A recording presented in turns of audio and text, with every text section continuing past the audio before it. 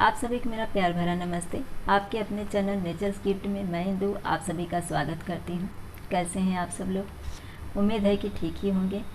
Video start करने से पहले आप लोगों से एक रिक्वेस्ट है। कोरोना डिसीज़ जो है वो इस समय फिर से पूरे विश्व में बहुत तेज़ रफ्तार से फैल रहा है और यहाँ मुंबई शहर में तो बहुत ज़्यादा लोग संक्रमित हो चुके हैं। पहले कुछ दिन पहले तो सब कुछ बंद था, मेडिकल और जनरल स्टोर और जो डेयरी होती है, तीन जो शॉप थे वो ओपन थे। इस समय भी यही तीन ओपन हैं, सब्जियां मिल रही हैं, लेकिन जो टाइम था वो उन्होंने कम कर दिया, यानी 7 से 11 बजे का टाइम कर दिया है। तो इतने कम समय में सब कुछ लिया जा सकता है, ऐसा सोच करके जो भीड़ होती है वो एक साथ में बहुत ज़्यादा लोग घरों से बाहर निकल आते हैं, तो भीड़ बहुत ज़्यादा हो जाती है और इसकी वजह से ज़्यादा लोगों के संक्रमित होने की संभावना बढ़ गई है। और यहाँ से काफ़ी लोग पलायन कर चुके हैं अलग अलग सिटी में। तो इसलिए मैं यही कहूँगी कि आप जिस किसी भी सिटी से बिलोंग करते हों, अगर बहुत ज़्यादा आवश्यकता नहीं है तो घरों से बाहर ना निकलें, और अगर आप निकल ही रहे हैं तो सैनिटाइज़र और मास्क का उपयोग ज़रूर करिए, ताकि आपकी, आपके अपनों की और आपके आस पड़ोस के लोगों की इस बीमारी से सुरक्षा हो सके। ज़्यादा टाइम पास न करते हुए मैं टॉपिक पर आती हूँ। आज के इस वीडियो में मैं जो छोटे बच्चे नवजात शिशु होते हैं उन्हें गले में जो काग गिरना, यानी कि जो तालू होता है उसका गिर जाना या बढ़ जाना, ये किन किन वजहों से होता है, क्या क्या उपाय आप कर सकती हैं इसे ठीक करने के लिए, और क्या क्या सावधानियां आपको बरतनी है ताकि बच्चे को ये समस्या न होने पाए, यही बताने जा रही हूँ। आपसे एक रिक्वेस्ट है, वीडियो अगर पसंद आ जाएगी तो प्लीज़ लाइक का बटन ज़रूर हिट कर दीजिएगा। मेरे चैनल पर अगर आप न्यू हैं तो वीडियो के नीचे जो रेड बटन है उसे दबाकर चैनल को सब्सक्राइब कर लीजिए। इससे मैं जो भी वीडियो अपलोड करूँगी उसका नोटिफिकेशन आपको ज़रूर मिल जाएगा। और जो कुछ मैं इस वीडियो में बता रही हूँ, अगर वो टिप्स आपको पसंद आ जाएगी तो इस वीडियो को ज़्यादा से ज़्यादा ज़रूर शेयर कर दीजिएगा, ताकि जो न्यू पेरेंट्स होते हैं उन्हें इन छोटी छोटी समस्याओं के लिए बार बार डॉक्टर के पास भागने की आवश्यकता न पड़े। तो चलिए फटाफट वीडियो स्टार्ट करते हैं। आम बोलचाल की भाषा में इस समस्या को काग गिरना, यानी कि तालू का गिरना या फिर तालू का बढ़ जाना कहते हैं। इंग्लिश में से यूवोल्वा कहते हैं। जब बच्चा छोटा रहता है तभी ये ज़्यादा होता है, लेकिन ऐसा नहीं कि बड़े लोगों में नहीं होता है, बड़े लोगों में भी ये समस्याएं होती हैं। इसकी जो वजह है वो एक तो वायरल आता है, संक्रमण इन्फेक्शन की वजह से भी होता है, लेकिन बच्चे को बहुत ज़्यादा ठंडा या बहुत ज़्यादा गर्म दिया तो भी ये समस्या हो जाती है। बच्चा बहुत ज़्यादा देर तक रोता है या ज़्यादा ज़ोर से रोता है तो भी ये समस्या हो जाती है। और बच्चे में अगर डिहाइड्रेशन की शिकायत हो गई है तो भी ये समस्या हो जाती है। अब इसके लक्षण को देख लेते हैं। इसमें बार बार बुखार आता है, बच्चा कुछ पी नहीं पाता। बच्चा जब दूध लेता है तो चूँकि ये जो तालू है, जो काग होता है, वो जीभ पे टच होता है, बढ़ जाता है तो जीभ पे टच होता है, तो इसकी वजह से जब कुछ भी बच्चा अंदर लेता है दूध वगैरह तो वो अंदर तक नहीं जाता, उसे दर्द होता है, इसकी वजह से उसे उल्टी हो जाती है। तो बुखार का बार बार आना, उल्टी होना, दस्त होना, दर्द होना, बच्चे का बार बार रोना, ये इसके लक्षण होते हैं। और जब आप टॉर्च वगैरह से देखेंगी तो वो जो मुंह के अंदर जो ये घंटी टाइप में लटका रहता है, जो काग होता है, तालू होता है, वो जीभ पर टच होता हुआ आपको दिखाई देता है और अंदर की तरफ एकदम से लाल लाल इन्फेक्शन जैसा आपको नज़र आता है। आगे बढ़ूँ इसके पहले आपको एक अपनी मेमोरी शेयर करती हूँ। जो टॉन्सिल की समस्या होती है वो भी ऐसी ही होती है, यानी कि जो वोल्वर ड्रॉपिंग होता है, ठीक ऐसा ही टॉन्सिल का भी जो लक्षण होता है वो भी होता है, और जो जो समस्याएं होती हैं वो भी होती हैं। मेरा बेटा जब छोटा था तो उससे भी ये समस्या थी और उसे बार बार बुखार आता था, तो मैं उसे डॉक्टर के पास लेके गई थी। आपको मैं इसलिए बता रही हूँ ताकि आपको समझने में हेल्प मिल सके।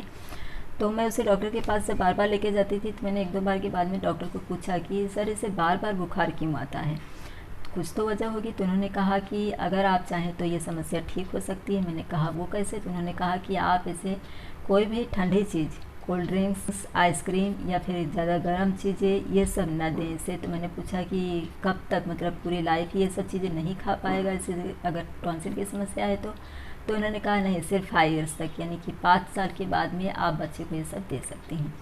तो मैंने उन दिनों डर के मारे ये सब देना बंद कर दिया, क्योंकि गले का ऑपरेशन सुन कर के ही डर लगता है बच्चे का। तो मैंने उसे नहीं दिया। और 3 इयर्स में ही मेरा बेटा जूनियर सीनियर में जाने लगा था, तो फिर उसे औरों को दे करके तकलीफ़ होती थी और मुझे उसको दे करके तकलीफ़ होती थी कि सब बच्चे खा रहे हैं, मेरा बेटा नहीं खा पा रहा है। लेकिन बाद में 2-4 साल पहले ही मेरी फ्रेंड यहीं पर रहती, उनकी एक बेटी है और उन्होंने उसे बहुत आइसक्रीम वगैरह खिलाया था, तो उसका फाइनली ऑपरेशन करना पड़ा टॉन्सिल का। तो जब ही हम हॉस्पिटल में उसे देखने के लिए गए तो बच्ची तुरंत उसी समय होश में आई और उसने पानी मांगा। तो मैंने पूछा उसकी मम्मी को कि मैं पानी दे दूं, तो उसने कहा नहीं, डॉक्टर ने मना किया है क्योंकि गले का ऑपरेशन है ना। अक्सर ऐसा होता है कि जब किसी का ऑपरेशन होता है, इंसान होश में आता है तो पानी मांगता है क्योंकि प्यास लगी रहती। तो उसे डॉक्टर ने मना किया था। तो मुझे बहुत तकलीफ़ हुई देख करके कि बच्ची को प्यास लगी है, पानी भी नहीं पी पा रही, गला एकदम सूखा हुआ बता रही थी थोड़ा थोड़ा होश में। तो मैंने मेरे बेटे से पूछा कि मैंने तुम्हें इतना दिनों तक 5 साल तक कुछ भी नहीं दिया खाने के लिए, कोई कोल्ड ड्रिंक्स नहीं, आइसक्रीम नहीं, तो आज तुम क्या करे इस विषय में। उसने कहा अच्छा किया नहीं दिया मम्मी, 5 साल की वजह से मैं ऑपरेशन से तो बच गया। तो सिर्फ 5 साल की बात होती, 5-6 साल के बाद में ये समस्या जो है वो नवजात शिशु में, छोटे बच्चों में ही ज़्यादा होती है, बड़ों लोगों में उतना नहीं होती है। और ज़्यादा ठंडा गर्म देने से ये समस्या ज़्यादा हो जाती है, इसलिए ठंडा गर्म तो बिल्कुल बच्चों को न दें, यानी एकदम से ज़्यादा ठंडा और एकदम से ज़्यादा गर्म। और इसके अलावा डिहाइड्रेशन बच्चों में ना होने पाए, बच्चा ज़्यादा देर तक रोने न पाए। लेकिन जो वायरल की वजह से होता है उसमें तो आप कुछ नहीं कर सकती हैं। और एक बार आप इसे डॉक्टर को ज़रूर दिखा दीजिए ताकि एक्चुअली में प्रॉब्लम क्या है वो आपको समझने में आसानी हो सके। और उसके बाद में जो घरेलू उपाय है वो मैं आपको बता दे रही हूँ। जिनके आसपास अगर ऐसे नॉलेज वाले पर्सन होते हैं, यानी जिन्हें इस चीज़ की नॉलेज होती है, जैसे कि दादी नानी जो होती थी उन्हें बहुत अच्छी तरह से पता होता था, ये सारे घरेलू उपाय उन्हें आते थे। बच्चों को ज़्यादातर डॉक्टर के पास ले जाने की ज़रूरत नहीं होती थी। तो दोनों हाथ को अच्छी तरह से क्लीन करके ऐसे 2 उंगलियों से वो पता नहीं कैसे अंदर ऐसे करके उसे ठीक कर देती थी, सेट कर देती थी और वो अपनी जगह पर सेट हो जाता था। लेकिन जिसे नॉलेज हो वही ये कर सकता है। अगर नॉलेज ना हो किसी को तो हाथ न लगाने दीजिए, क्योंकि आपको लेने के देने भी पड़ सकते हैं। पता चला सामने वाले को नहीं आता है, उन्होंने ऐसे ही ट्राई करने के हिसाब से कर दिया और पता चला कि वो गलत जगह पर कुछ हो गया, तो फिर आपको और ज़्यादा परेशानी होगी और डॉक्टर की डांट ऊपर से खानी पड़ेगी। तो इसलिए नॉलेज वाले इंसान मिले तो आप ये करवा सकती हैं, नहीं तो बिल्कुल भी मत करिए। इसका मेडिकल प्रोसेस भी होता है तो आप उसकी हेल्प ले सकती हैं।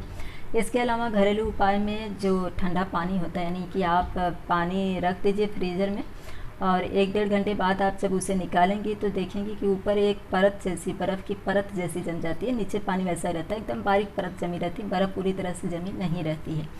तो आप ऐसे उंगली से टच करेंगी तो बर्फ़ जो है, पतली परत जो रहती है वो थोड़ी सी टूट जाती है और नीचे का पानी जो होता है वो दिखाई देता है। तो वही पानी आपको निकाल लेना है और उसके बाद में बच्चे के मुंह पर इस तरह से पानी ऐसे लेकर के ऐसे इस तरह से छींटा डालिए। तो इससे क्या होता है, एकदम ठंडा पानी जब बच्चे के मुंह पर जाता है तो वो एकदम से ऐसे चौंक जाता है और गहरी सांस लेता है, यानी कि जो लॉन्ग ब्रीथ लेता है बच्चा, एकदम डीप ब्रीथ लेता है। तो इससे वो जो उसका तालू है वो जो गिर गया है या फिर बढ़ गया है वो अपनी जगह पर सेट हो जाता है, बच्चे को आराम हो जाता है। और जब बच्चे को आपको ऐसा लगे कि नहीं इसे हो गया है, वो अपनी जगह पर सेट हो गया है, बच्चा अब ज़्यादा नहीं रो रहा है, तो उसे ज़्यादा से ज़्यादा दूध पिलाने की कोशिश करिए ताकि जो डिहाइड्रेशन की शिकायत उसे हो गई, उल्टी दस्त वो सब हो रहा था उससे उसे राहत मिल सके। तो ये हो गया दूसरा घरेलू उपाय। इसके अलावा आप चाहें तो जो कोकोनट ऑयल होता है, कोशिश करिए कि वर्जिन कोकोनट ऑयल लें और इसमें आप हल्दी पाउडर, घर का हल्दी पाउडर यूज करिएगा, मार्केट का पाउडर नहीं यूज करिएगा। घर पर उसकी गांठ ला करके आप पाउडर बना लीजिए और उस हल्दी पाउडर को आप कोकोनट ऑयल में अच्छी तरह से मिक्स करके एक साफ़ रुई जो होती है, कापूस जो होता है, उसका बॉल बना करके ले लीजिए और उसको उसमें जो आपने मिक्स किया हल्दी पाउडर और कोकोनट ऑयल, उसको आप अच्छी तरह से उसमें ऑब्जर्व कर लीजिए, यानी कि सोख लीजिए उसमें। और उस कापूस को आपको बच्चे का जो ये यहाँ पर सॉफ्ट स्पॉट होता है वहाँ पर आपको इस तरह से लगा देना है, उस रुई को आपको इस तरह से चिपका देना है। रात के समय में मत करिएगा, ये दिन में करिएगा। और जिसमें बच्चा लेटा रहता है या सोया रहता है उसमें करेंगे तो ज़्यादा अच्छा रहेगा, क्योंकि वो गिरेगा नहीं। तो इससे भी ये अपनी जगह पर सेट होने में मदद मिलती है। इसके अलावा जब बच्चा मतलब ठीक हो जाता है, यानी कि उसका वो जो काग है वो अच्छी तरह से सेट हो चुका है, तालू अच्छी तरह से सेट हो चुका है और वहाँ पर दर्द होता रहता है क्योंकि वहाँ पर इन्फेक्शन जैसा हो जाता है, बच्चा 1 साल से बड़ा हो तो ही ये करिएगा। शहद में थोड़ा सा हल्दी पाउडर मिक्स करिए, पाउडर हल्दी का घर का ही होना चाहिए। उसे अच्छी तरह से मिक्स करके वो जो मिश्रण होता है वो अपनी उंगली को अच्छी तरह से साफ़ कर लीजिए। पहले साबुन से अच्छी तरह से धो करके सुखा लीजिए और फिर उंगली की सहायता से आप उस मिश्रण को बच्चे के गले के आसपास जो तालू है वहाँ पर लगा दीजिए। लेकिन मैं यही कहूँगी कि आप ये मत करिए, क्योंकि जैसे ही उंगली आप अंदर एंट्री करेंगी बच्चे को उल्टी होने लगेगी। ये पहले के लोग बताते थे, लेकिन ऐसा करना नहीं चाहिए, क्योंकि अंदर उंगली डालेंगे तो हमें ही उल्टी होने लगती है। तो छोटे बच्चे नवजात शिशु होते हैं, नहीं करने देते हैं आसानी से। तो आप मेडिकल जो प्रोसेस होता है उसका सहारा लीजिए। लेकिन अगर आपको ऐसा है कि नहीं हम घरेलू इलाज से ठीक कर लेंगे तो आप ही कर सकती हैं। तो वो जो मिश्रण है उसे वहाँ पर लगा दीजिए। इससे वहाँ पर जो लाल हुआ रहता है या सूजन हुई रहती है उसमें आराम मिल जाता है। अगर ये सारे प्रोसेस आप अपना रहे हैं, जो घरेलू उपाय मैंने बताए हैं, तो आपके नाखून एकदम कटे हुए होने चाहिए, आपका हाथ एकदम से साफ होना चाहिए। इस बात का ज़रूर ध्यान रखिए, अन्यथा आप बच्चे को लेकर के सीधा डॉक्टर के पास जाइए। इसका जो मेडिकल प्रोसेस होता है डॉक्टर उससे आसानी से ठीक कर लेते हैं। और दोबारा आप ज़रूर ध्यान रखिएगा कि बच्चे को बहुत ज़्यादा गर्म ठंडा ना दें, अगर आपके बच्चे को ऐसी समस्या हो गई है तो। और इसके अलावा बच्चे में डिहाइड्रेशन की शिकायत न होने पाए, बच्चा अधिक देर तक रोने न पाए, ये सब सावधानियां बरत करके आप अपने बच्चे को इस समस्या से बचा सकती हैं।